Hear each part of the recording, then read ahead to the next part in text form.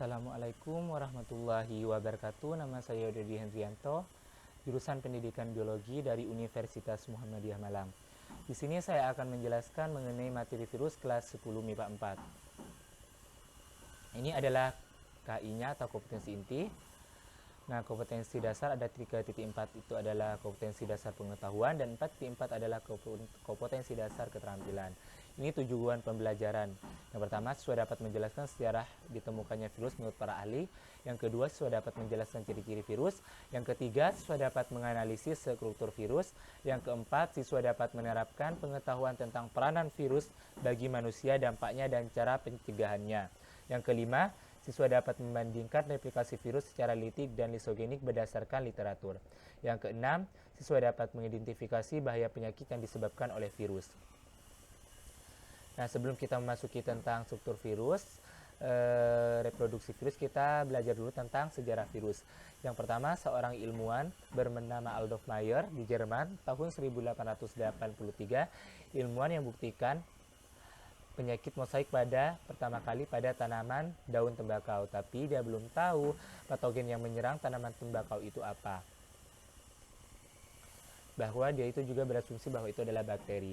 Selanjutnya itu, seorang Dmitri Ivanovsky, ilmuwan pada tahun 1892, dia membuat kertas saring getah tanaman tembakau, tapi patogen yang di tanaman tembakau saring itu dia masih lolos. Jadi dia berasumsi bahwa patogen tersebut berukuran sangat kecil. Selanjutnya, seorang ilmuwan Martinus Willem Beijering Belanda pada tahun 1897, ilmuwan yang membuktikan bahwa agen penginfeksi terdapat di dalam getah tembakau dapat berkembang biak atau bereproduksi. Selanjutnya, seorang ilmuwan Wendell Stanley, Amerika Serikat 1935, dia menemukan bahwa patogen di tanaman tembakau tersebut bisa dikristalkan atau yang kita sebut dengan virus.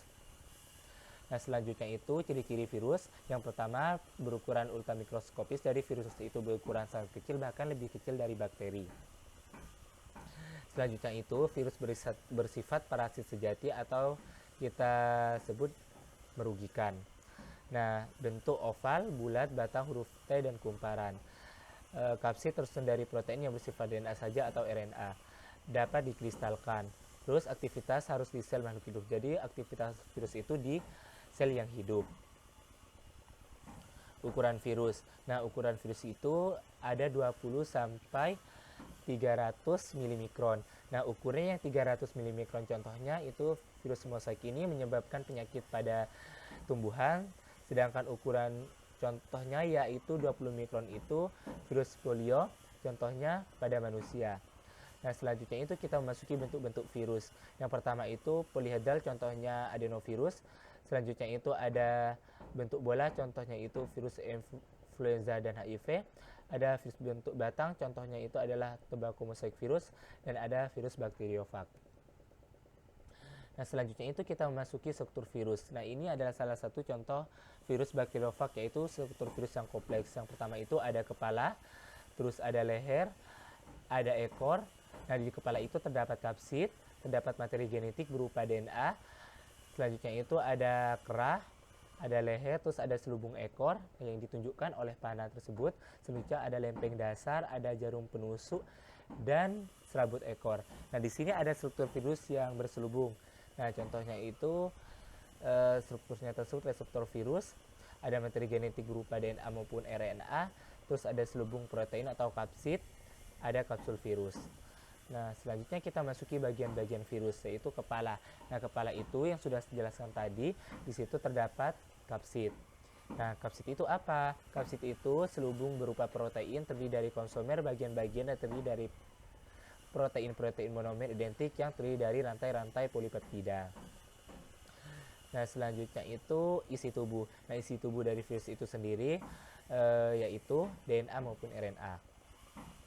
Nah, klasifikasi virus. Nah, klasifikasi virus itu yang pertama berdasarkan tempat hidupnya. Virus itu ada hidup di bakteri yaitu bakteriofag, ada di tumbuhan yaitu TMV virus, terus ada virus hewan atau flu burung, virus manusia atau HIV yang menyebabkan penyakit AIDS. Terus sedangkan virus berdasarkan menyusun asam nukleatnya itu virus DNA, contohnya adenovirus, virus RNA, contohnya COVID-19. Selanjutnya, klasifikasi virus berdasarkan keberadaan selubungnya. Virus yang memiliki selubung, contohnya virus herpes. Virus yang tidak memiliki selubung atau virus telanjang, contohnya virus Mastadenovirus. Nah, di sini mempunyai lapisan lemak atau lipid, sedangkan ini tidak mempunyai lapisan tersebut. Selanjutnya itu kita masuki reproduksi virus. Nah, reproduksi virus itu ada dua, yaitu daur litik dan daur lesogenik. Nah, yang pertama ini adalah reproduksi virus daur litik. Nah, pada fase pertama itu adalah fase absorpsi, di mana virus masuk pada dinding bakteri atau menyerang bakteri. Itu fase absorpsi. Nah, yang kedua itu ada fase injeksi, DNA virus masuk ke dalam bakteri. Nah, yang ketiga itu ada fase iklifase, di mana DNA virus itu udah bergabung dengan DNA bakteri. Nah, selanjutnya itu ada fase sintetis dan fase replikasi. Nah, dia itu fungsi DNA bakteri diambil alih oleh DNA virus dan terjadi hidrolisis atau sintesis protein. Yang keenam itu ada bagian-bagian virus sudah terbentuk tapi tidak sempurna. Nah, yang ke-7 ini ada fase lisis, di mana dia udah terjadi virus atau bentuk virus yang utuh dan terjadi pepecahan pada dinding bakteri oleh enzim lisozim. Nah, selanjutnya itu kita masuk ke daur lesogenik. Nah, di daur lesogenik ini atau daur lesogenik ini halnya sama dengan daur litik.